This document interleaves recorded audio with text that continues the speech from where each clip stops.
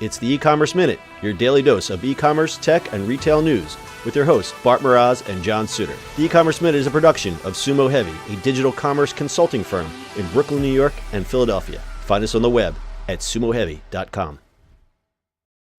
It's the E-Commerce Minute, episode 224.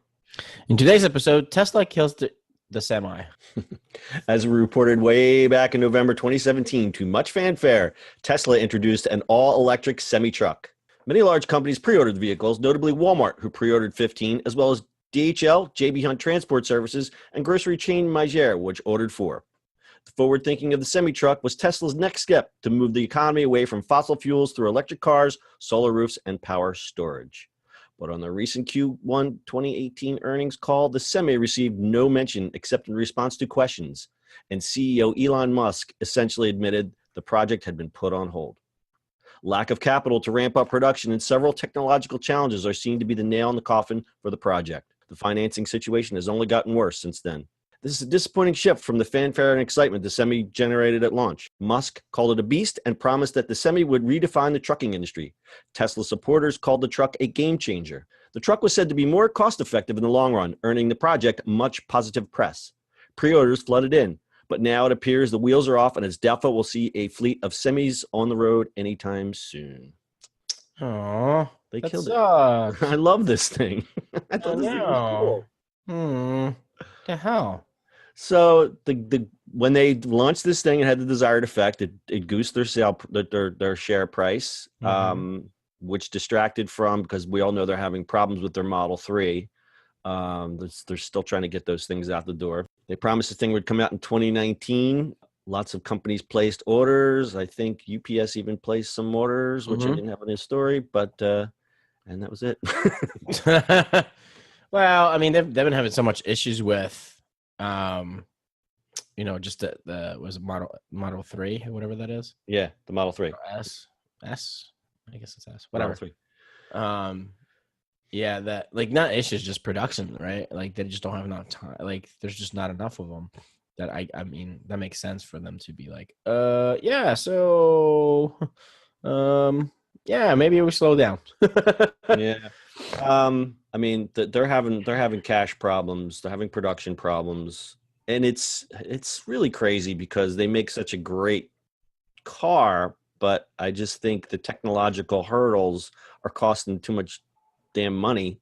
And it's hindering the mass adoption and the the other products that they're trying to put out.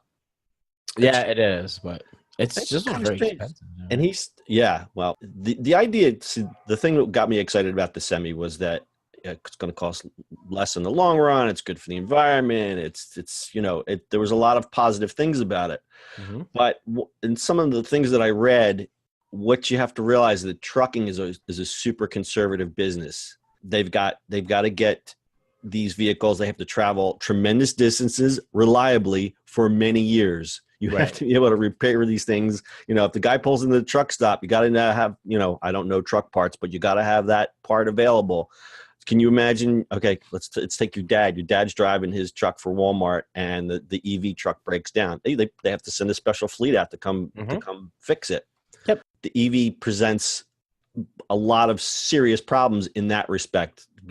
So let's strip away all the positive things. That is a huge negative. And the other thing is, and I didn't actually consider this.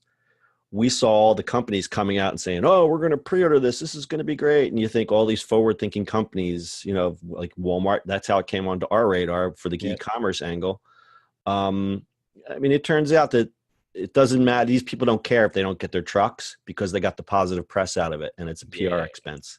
Exactly. So for them, it's that, and they have this positive thing, but it just goes away, right? It goes away, and they get their money back. They get their money back. Right, and nobody really looks at it.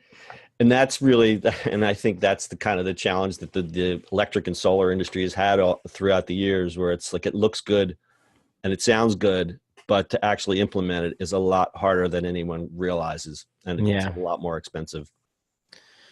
So one other note, there's a competitor called Thor Trucking. They're trying to launch their own electric rig, in 2019, which was supposed to leapfrog Tesla's original launch date, but it looks like they're going to just go and do it anyway.